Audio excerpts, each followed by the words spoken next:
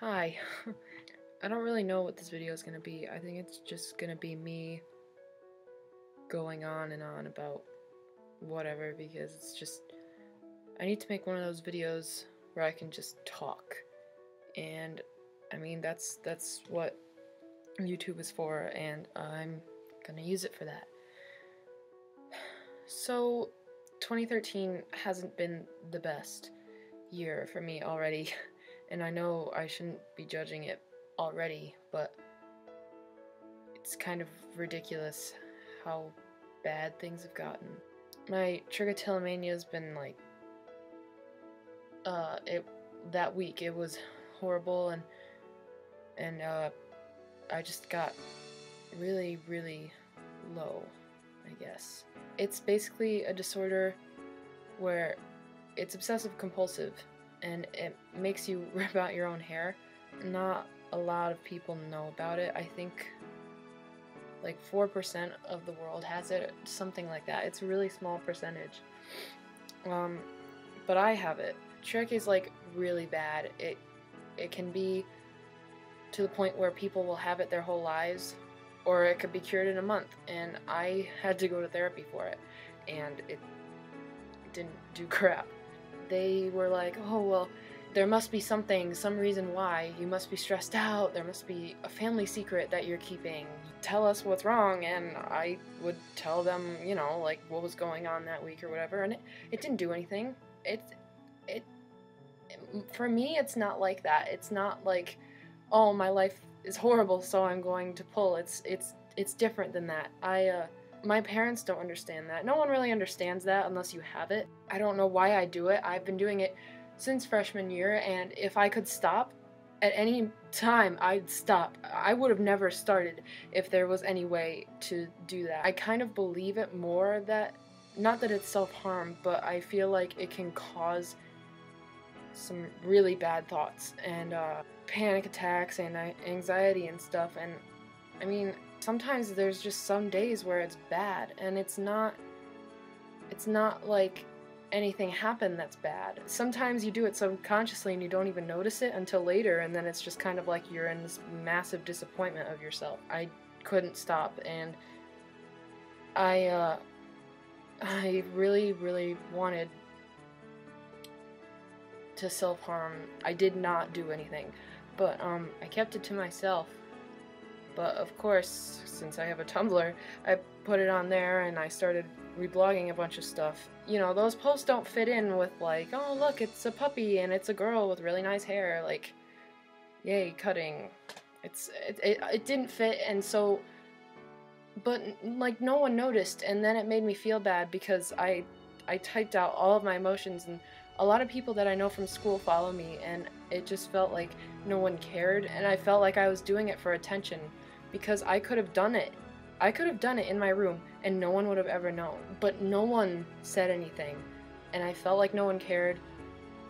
So then that's when I started like talking to a few of my friends about it. You need to have different opinions in order to make your own choices, I guess, but at the same time, like, some of the reactions I got weren't really what I had hoped for, and it's only because they care about me, but at the same time, I just felt like everyone was turning against me. I follow a lot of blogs or like people that have it. Talking to anyone who has it definitely helps me. I mean, it doesn't trigger me at all like most people would think it would. It helps me realize that there really are other people out there that have this, and I'm not by myself, and I'm not crazy, and like I'm not alone.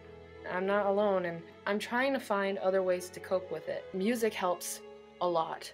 If you're listening to it, or if you write it like me, or if you sing, or if you play an instrument or anything, music is therapy. I cut pieces of construction paper out, and I stapled them together, and every day I didn't pull, I would add a different color, and on days where I would pull, I'd put like white, I think, or black or something. You could draw, you could write, you could make vlogs, which is why, actually, this is why I'm doing this. I haven't pulled, and it's keeping me from doing it, and it's fun. I love vlogging. Everything's quiet, and I can just focus on what I want to say and just kind of do it. Trichotillomania sucks. It sucks so bad. And I know how hard it is because I have it. And anyone who has it can talk to me. Anyone who, even if you don't have it, talk to me. I love making friends with people on the internet. I never know how to help because I'm all the way across the world, but if there's some way that I could help, then I will talk to you. I'll talk to 1,000 people if I have to. And like, I don't know if this is gonna reach that many people, but I guess this video is kind of a cry for help. A cry for hoping people will try and come to the realization that I did. I didn't realize that I really wanted to get better until yesterday. I do want to help myself. I want to help other people too, and I don't want to hurt the people that I care about. Like, I wouldn't want them doing this to themselves, but I mean, I've had to talk 2 people out of suicide before, and it's not fun. I don't want it to get to that stage. I'm not like a popular person. I'm just someone that's on the sidelines, I guess. But I do have friends, and I have family, and I have people that care about me. And I am important. I am, and that's like the first time I've ever said that. But it's true, and it's not me being selfish. It's, you have to realize that you are important, and that you were put on this earth for a reason. And despite all the people in my school that probably don't even care about me, I just realized by talking to a camera that I am a person, and I matter, and I exist, and I'm gonna make something of my life someday. I wish I could help out every single person that feels this way, because it feels horrible. It's terrible that people have to feel like this, and that people really do feel like this. People that I know feel like this. People that I care about. It's kind of ridiculous how many people I've had to, you know, talk out of suicide and talk out of cutting themselves. I care a lot. I have the power to go onto Tumblr and click the Anon button and say, you're mean or ugly or whatever. And I never do that. And that stuff isn't true anyway. And hurting people is not gonna help yourself. I have the power to go onto YouTube and make a vlog that someone might see, and it could save someone. I'm probably going to be worrying about it and be worrying about what people say and how many people see it. If I'm helping someone by doing this, I'm not gonna take a video down, even though I'll think about it all the time. Like, I am helping someone. Who knows, like, maybe I'll help more people than I thought I would, or maybe I'll help no one. But I help myself, I think. My Tumblr's always open, my Twitter, you can tweet me anytime, my YouTube's open.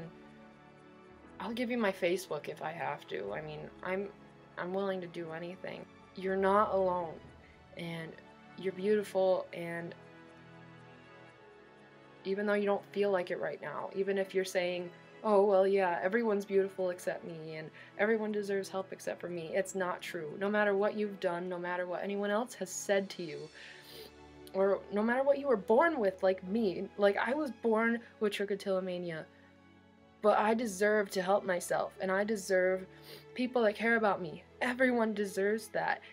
There are better ways, and I understand if you don't even want to stop. If you're doing something and you don't want to stop, I get it. I really understand that you don't want to stop. But the first step to help is accepting it and wanting it to work. Because when I went to therapy, I didn't want to stop. So that's probably why it didn't help. And you have to realize it yourself, and you really have to take a journey by yourself sometimes. I'm trying to help myself because I want to help myself. I'm still gonna have weak days. I'm gonna have days where I want to do it more than anything again, and I probably will always feel like that. I think Tumblr, one bad thing about it is that, like, I see triggering posts all the time. People become, like, immune to it. Like it's not a big deal. I still don't believe that cutting is a big deal until someone that I know crosses that line and does it. And it's like the biggest shock ever, because when I had to talk people out of suicide, I'd seen it all over Tumblr, and like it was like I saw it so much that it became less and less important, and that's so not good. And so like I thought it was okay for me to do it. I thought it was okay for me to cut because it wouldn't be a big deal. And then it wasn't until my friends talked to me and practically slapped me across the face and hit me with reality and saying like, this isn't good. Like, just because so many people have it or do it or act on their depression and their self-harm, that doesn't make it okay, and that doesn't make it healthy. If I see like a post that has like 80,000 notes, it's not going to be on 80,000 other people's shoulders unless they act on it. And like if someone's saying like, I'm gonna cut myself, and like it has like 100 notes or whatever, that doesn't mean that it's okay. That makes it 100 times worse, because 100 people are doing it and that they think that it's okay and that it's not a problem and stuff, but it is. You have a whole future ahead of you. I mean, I have a bucket list. That's one thing that's keeping me on track, is because I'm like, oh, well, I haven't been in a flash mob yet. I haven't had sex yet. I haven't experienced life yet. And I mean, I'm 17. Sometimes you could be like, oh, I'm so naive and young and I have my whole life ahead of me. And then sometimes you could be like, oh, my life is over. There's nothing left to live for. And it's scary how the balance is like that. My point is that you're not alone. And I'm here for you, even if no one else is. I'm not going to say stay strong, because I know it's really hard to. It's a lot of pressure to stay strong, and it's really hard sometimes. So I'm not going to say that. I'm going to say, I love you guys. The Tumblr community, the YouTube community, my friends, my family, I love all you guys, and I just want you guys to be okay. It will get better. You just have to keep fighting for it. And I know depression and sadness can look so appealing when you're so low, and it can seem like your only option and the only way things will fix themselves. And it's not. And even if it's one step forward, 2 steps back, you're still going forward. Just try to get better. I am. Finally. I kind of took the journey with this video. It took 4 years, but and a lot of friends and family clashes and internal struggles, but I'm ready now. And I didn't really realize that until I was talking to this camera. I guess that's it. Stay beautiful.